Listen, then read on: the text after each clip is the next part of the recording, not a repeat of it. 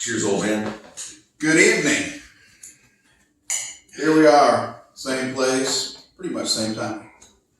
Streeter Jim. It's my lifelong friend Larry, or at least since middle school.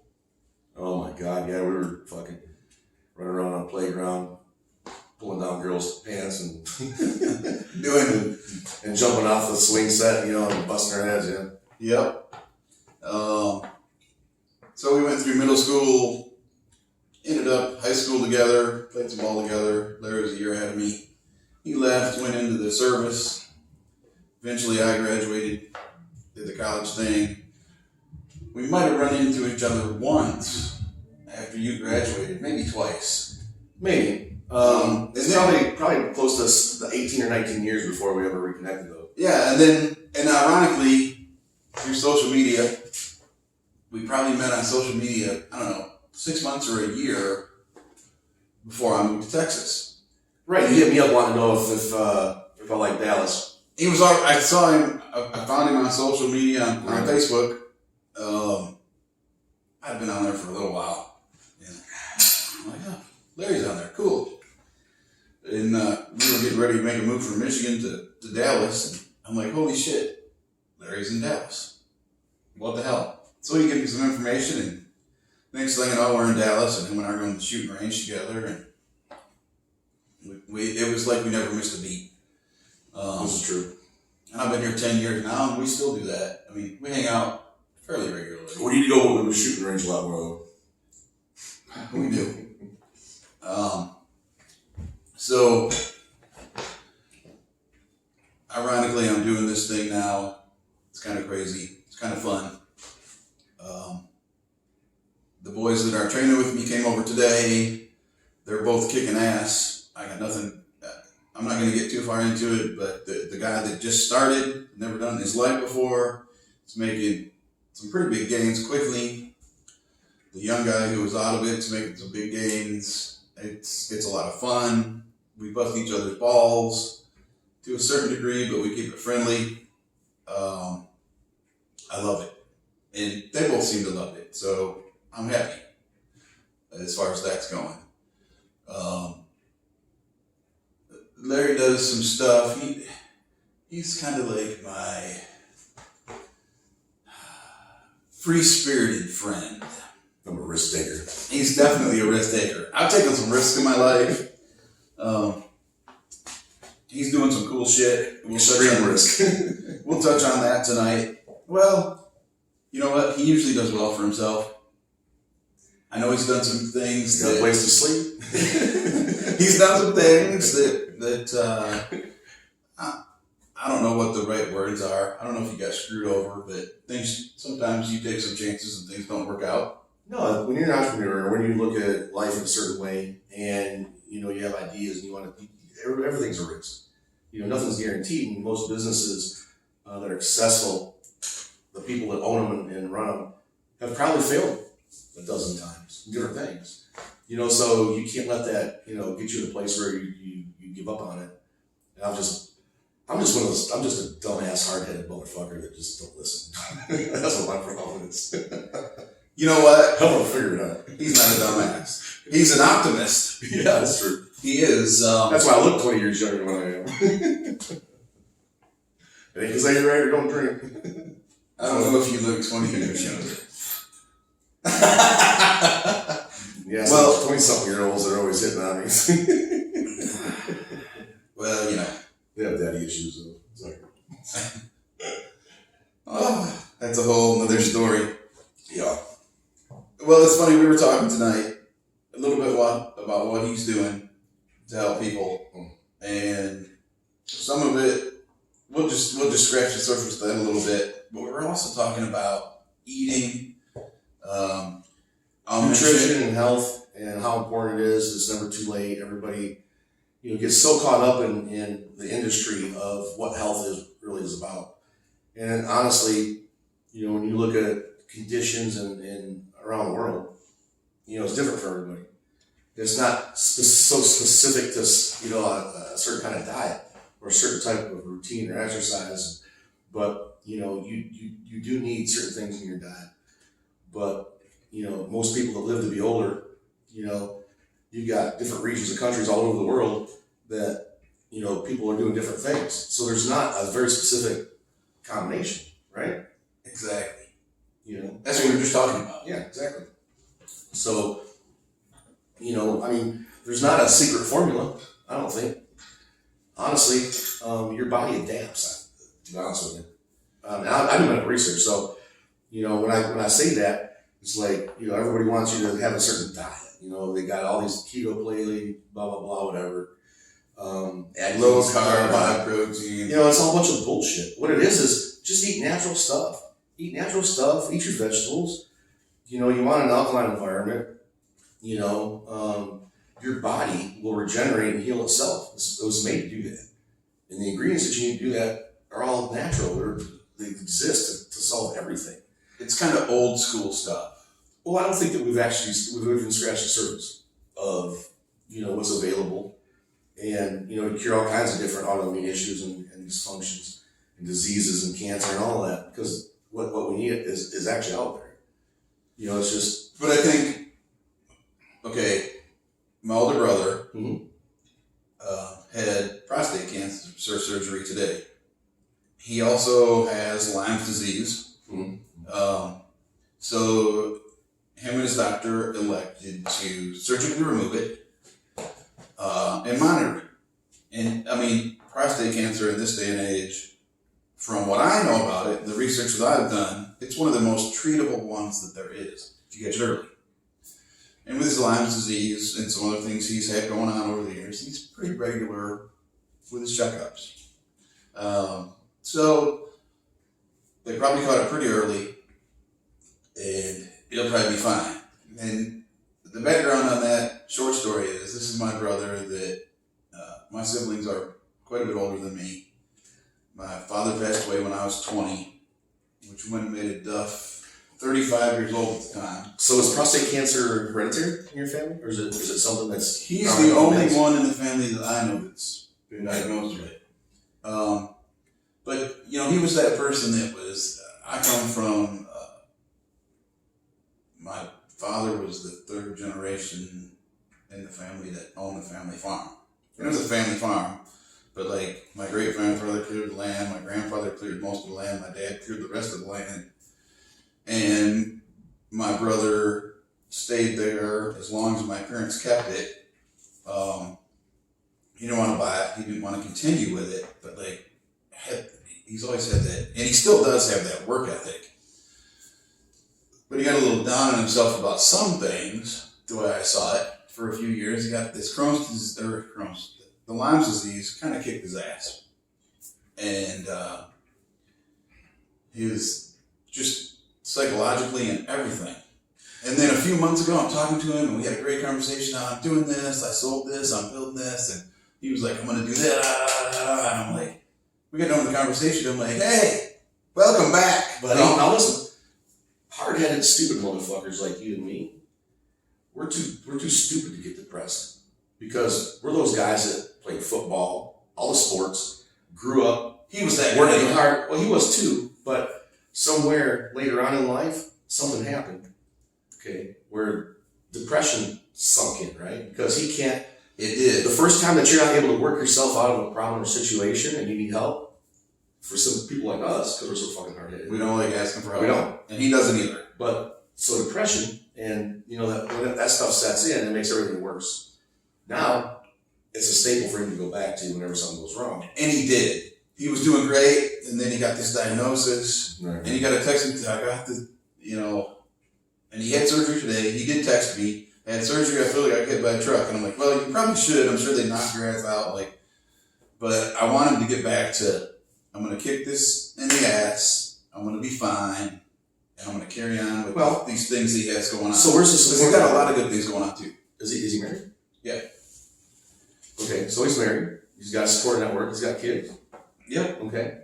So if you got a good support network and you've got that encouragement, the kids are grown, they're gone, they're doing their thing, but they're still in his life. Oh, absolutely. They still call got grandkids, and he's got me, and sometimes I'm the asshole brother. Well, maybe he just hates his family. Goes on to say, "Fuck these motherfuckers! I need to go somewhere." No, but he doesn't.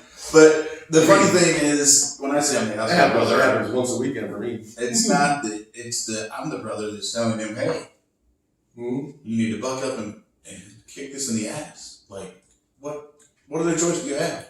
You can either kick it in the ass and win, or lose. And if you lose, you end up where we all end up. In a casket. In a casket, in an urn, whatever.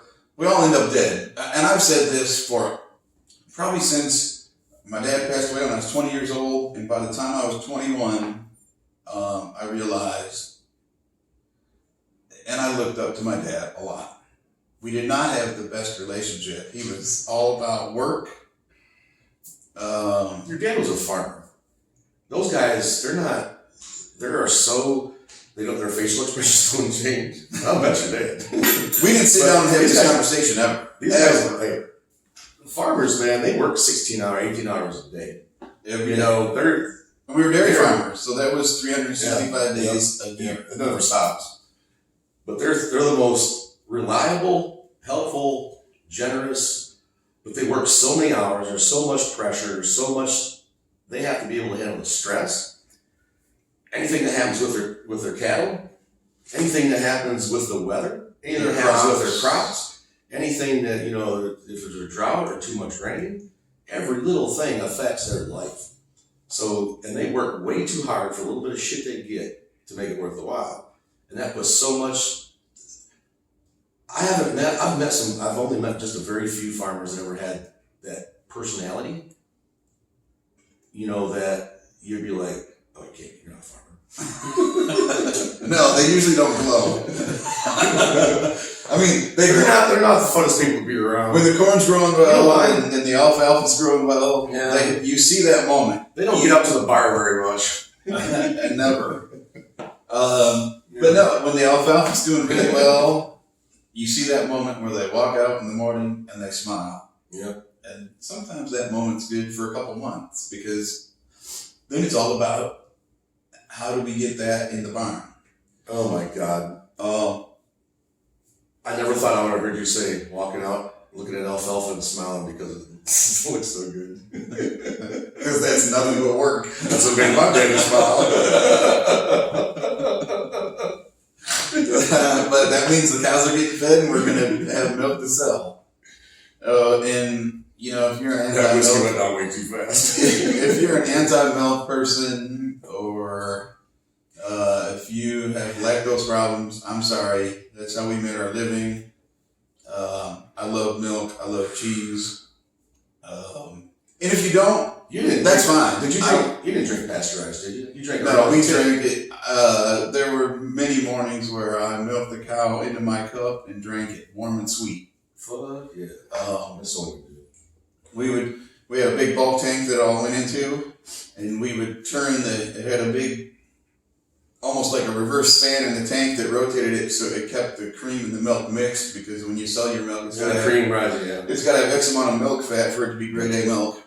But we let the cream rise to the top and we'd skim some off, and you put that in the jug, or you put that, I got a 150, 200-year-old urn from the farm sitting in the living room right now, where you put it in there with the brown wood plunger, and you plunge it and you make butter. That was a lot of butter. We didn't do that very often by the time I was of age, but we would put it in a gallon glass jug and shake it until it turned into butter. You know, I did it over at Grandma Seeger's off of Alabaster. With the churn? Fuck you. Yeah. That makes a lot. That's a lot of Oh work. my God, dude. I check off a lot, and that motion right there, there's no fucking way. It was training. It takes forever. It's like, there's like she had a row of like 5 grandkids to churn the butter. When that one was done, Next. you go over to the back of the line and wait your next turn, but you've got 4 more kids before you have to come up for your second shot. Like a relay race. Yeah, it's like a relay race, but it didn't stop. Because Grandma wasn't just making one fucking thing of butter, she was going to do 2 or 3 things of butter. Which is when she got the grandkids there, she can make enough to put in the cellar and keep for. Well, and we did the For a same few thing months. in the summertime. We did the same thing with ice cream. The old churn. Yes, yep. And you see, most of them have an electric motor And on them. you put the salt in the ice Salt on the gas outside, on and the you sit outside. there and you turn it. Well, guess what? That's the best goddamn ice cream you ever had. Ours didn't have a motor. No, ours didn't either. And you took turns. Yeah. And I think that was harder than making butter. No, because we only had 3 grandkids to do that. That's all it took was 3 grandkids. I'm saying I judge it on the amount of grandkids it took to make it. So the ice cream was 3 grandkids, and the butter was 5 grandkids. So grandma didn't have to wait till Thanksgiving or Christmas to get butter and ice cream. She just maybe on a birthday or maybe after church, getting that butter was good, but that is the best ice cream on the planet. Oh my God, I'm telling you, man. They don't know, especially with fresh cream. Like, I mean, Man. it didn't get any fresher than that. No, I don't. That's the best damn ice cream you ever had. Yeah. Wish you had some right now. That'd be really. Oh, you know what? Your heater's supposed to bring out some cupcakes. Yeah, You know that one that got smushed? That's got all smashed? yours. That's fine. Oh yeah. You can have mine too, because I don't do cakes. Put an extra icing on it too. No, I mean, like- I can do brownies. I like pie. I don't like cake. But the kids did make some brownies tonight. We're going out of town tomorrow to Grandpa and Grandma. I'll be surprised if they ever want to make brownies again as much as they got yelled at. Well, Mom's a little testy tonight, and then I like them. They need to learn how to clean up after themselves. They're getting to that age where they love making it, and when they were doing the virtual school, can we make this today? They make it, and then you come home and shit's everywhere, and it's like, then they're sitting up there playing. See, this is Mario. This is our parents, right? Yeah. Like, clean up after yourselves. Don't leave anything laying on the floor. Don't put shit in the fucking sink unless it's scrubbed clean and then put it in the washer. Or put it in better the be as dryer. far along as it can be to the next step. Don't leave steps in between because kids don't know that shit right now. This generation of kids are horrible. And then they Entitled. technically tonight it's my stepdaughters. They're my daughters. But they just look at me and they look at Erica, my wife. And they're pretty freaking incredible. They're good kids. They're great. They're wonderful. Absolutely. I mean, it was their idea to make the cupcakes, and they made the cupcakes. Like, I don't know. There's a lot of kids that let's go buy the cupcakes in this day and age. So we're doing something right. I don't know. It tastes good when I eat off my fingers. I don't know. We're doing something right. It's fine. At least they're making them. As long as they save me one, I'm okay with everything. So no, I love all of them. The whole blended family thing. Fucking Brady Bunch. I mean, they're all a pain in the ass at times. But, okay. We need to change the subject, though. Okay. We were talking about diet and lifespan. Right. And we were talking about diet and lifespan in this country. So being a medical research, I understand, diets, nutrients, nutraceuticals, blah, blah, blah, supplements, all this stuff that you have to be healthy. But it's not as, people take it and blow it out of proportion. They make such a big deal about very specific things that's not, I don't believe, to me personally, so relevant as to what We're really not needs to be doctors, healthy. but I'll never testify to that. But anyway, creating an environment, putting your body in a certain environment, creating an environment to not give cancer a place to live or autoimmune issues, by the type of diet that you have. But indigenous people all over the world, they all have crazy opposite types of diets. And they live to be 90, 100 years old. And some of them are like in extreme places, like in the Indies and places. their diets are very, and they may they're simple. They've got But they don't- 3, 4 staple things. That's it. And they live off of it. But the thing is, they don't use pesticides. They don't use preservatives. They don't have all the artificial things, even the flavorings, the stuff that we put in our food, which makes it completely different. And then when you brought it up, also, the places where they're really living to be 90 years old, they don't have tractors, they don't have cars. They're out there planting it. They're putting the seeds in the ground. They can't retire. They're They're picking the doesn't weeds exist. by hand. They're every day. They don't have They're a fucking moving condo. their body. They don't have a fucking condo in Florida. They're not in the gym. They don't have somewhere to go in the winter. They're not in the gym. They're not doing a 2-mile walk. No, you know what? They probably walked 7 miles and they pulled weeds, or They did more. They did more curls.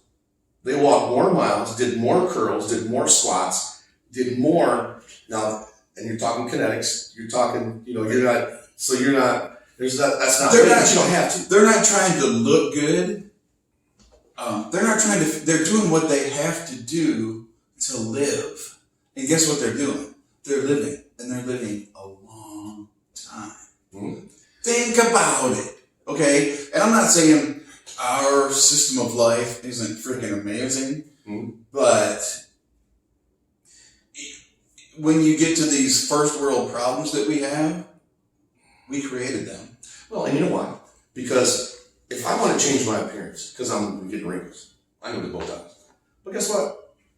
You're putting something in your body that's not supposed to be there. If I go to the gym and I eat the right things and I work out, my complexion's going to change. My body's going to change. The way I feel is going to change. That stuff's going to help a lot. I mean, now you can take HGH, you could do, you know, whatever. It'll help a little bit, but you still got to do the work. Well, that's the problem. Don't be lazy. Right? Oh, and if you're willing to put the time in, you can change a lot of things about your body and your health. But if you want the easy way out, you know, you got the money to spend, you know, you can get that shit. You know, you can get a fucking dick large. You know, you can get boobs, you can get a butt. In this day and age, you could probably get your ear bigger or smaller. And I don't know. You know what? But the whole so you can hear better. What? You say something better? Did you say something? You know what though? I'm gonna hit you with a barbell. Well, I got something here. I'm trying to come up with some things to make this better and more fun, and also the guys that I'm training. I told them today. Here's the gym model. Motto: WYAO.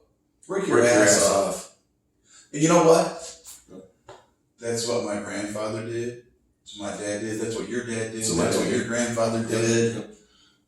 And we came from salt of the earth, hardworking, low income areas.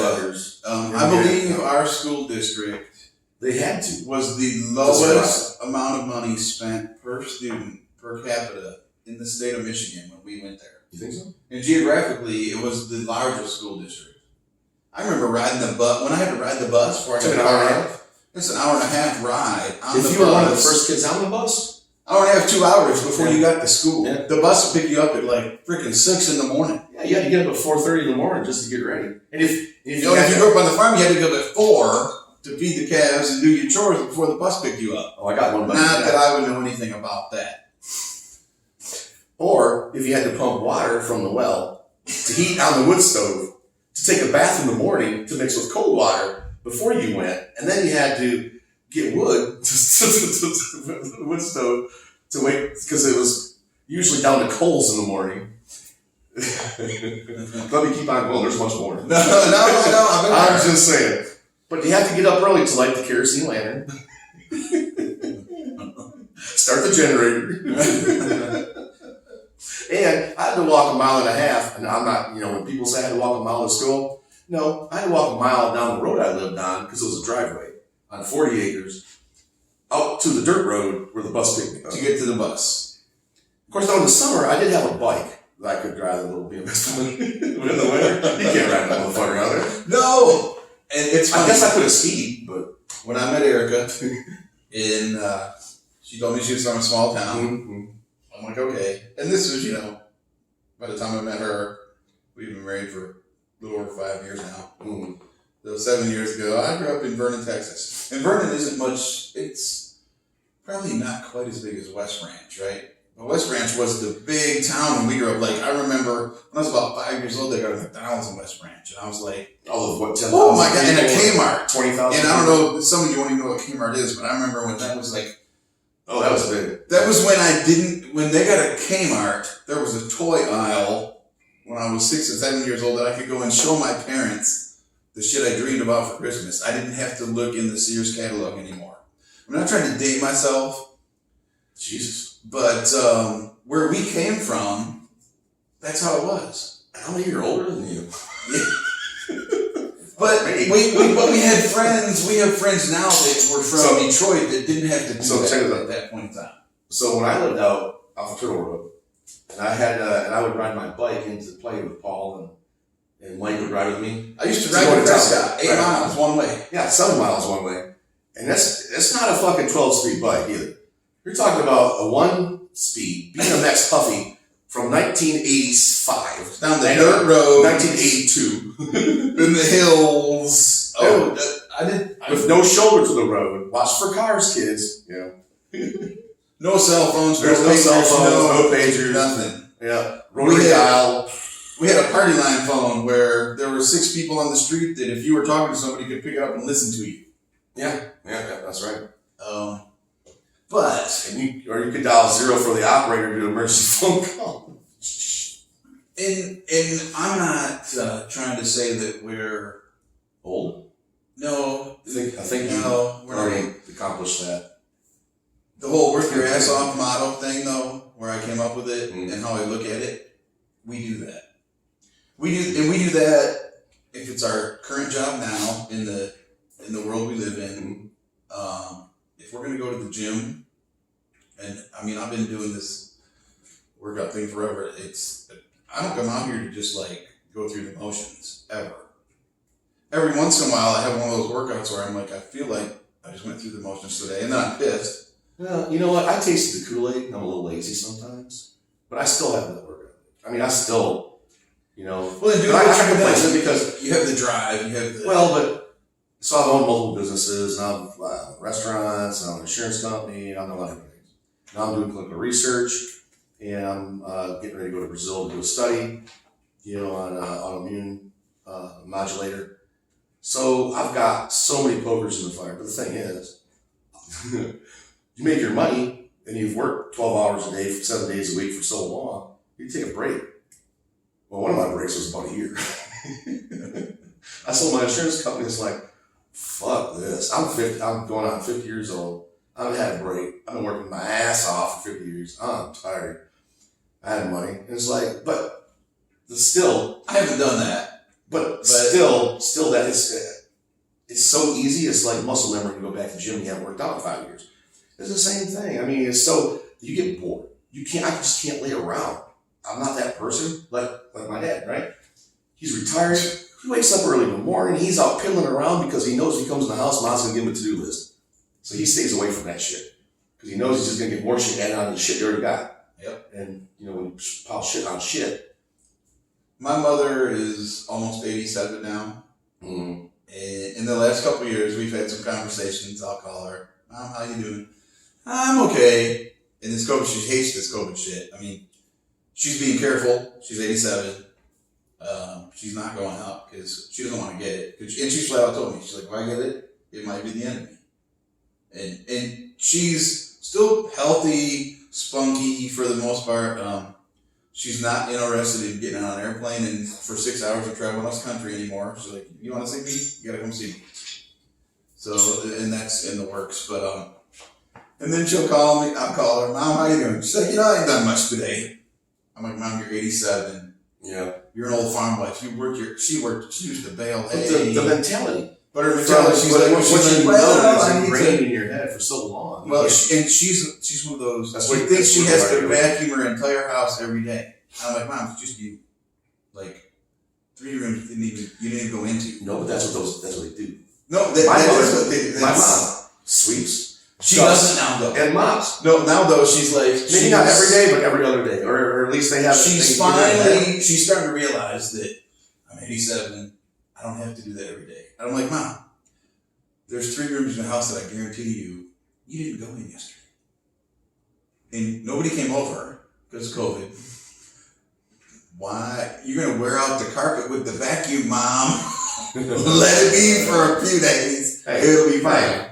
The old lady needs something to do. She does. Well, you know what? But she lives. That's where she's getting her exercise. She cooks dinner for my sister and her husband. They live 3 doors down. My niece, God bless her, is close by, and she gets grandma out of the house. But I guess the gist of why we came out here, we started talking about food and diets and the Polynesians, the areas in China and Taiwan and wherever in the world. Like, I certainly don't know all of it. I'm just this meathead that's not very smart. Well, the diets But I'm vary on completely different spectrums, right? And everybody The thinks diet that is so is- special, and it is, but your body adapts, right? And I think what I was seeing in there is you can get your nutrients so many different ways, but your body adapts and makes adjustments. The thing is, the Alzheimer's and the cancers and certain things about the autoimmune disorders that we have now that we've never had before in the last 50 years. That have had last 50 years. Overproduced And you know where it food comes from. items. There's no other way to see it, I don't think. It's preservatives and Eating Wonder Bread instead of eating whole grain bread. Right. Think about it.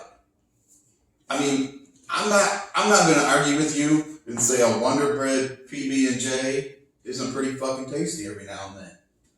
But if you do that every day, it's not bad with a little mold on it. It's okay. yeah, it's like cheese, scrape it off. Yeah. But If it gets real bad, you just use the white grass. but that whole grain bread is 10 times healthier.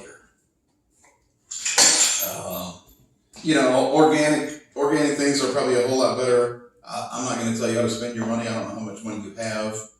Yeah, not everybody has that in their Yeah. income, But you can make good choices. You can and you can target make certain good things. choices whether you're a meat eater, a vegetable eater, or both. Doesn't matter. Just keep Yeah. the pesticides and poisons out of your food. Exactly. Even washing vegetables. Just washing stuff. Rinsing the stuff off. Rinsing lettuce, and lettuce don't do shit. When they take a tomato crop and they spray it with Monsanto, the leaves of the plant are what absorb a lot of that. Where's our server? I don't know. I haven't been empty for like 5 minutes. They haven't been around. I think you got to serve They ain't yourself getting a fucking tip. just a tip. I just want my cupcake. Anyhow, eat well, move your body. Yep. Those places in the world where they eat the best, and that may not taste the best, but where they eat a simple diet. When we say work out, it's the same thing as if you spend your day moving around a lot, you may actually walk 5, 6, 7, 8 miles just through the course of your day, not trying to walk. Most of you don't in this country. Yeah, because you sit on your ass behind the desk. Right. So their workout is normal every day because that's what they do. Right. And when they get old enough to retire like we do, they're still doing it because they don't stop. They die if they stop because they have to keep living. Right. Because that normal thing that they do to live, they have to keep doing every day. Now, and if you want self-motivation from me, I love lifting weights. I also, I got friends that run. I don't like to run. I've said that before in these. I'm all for it.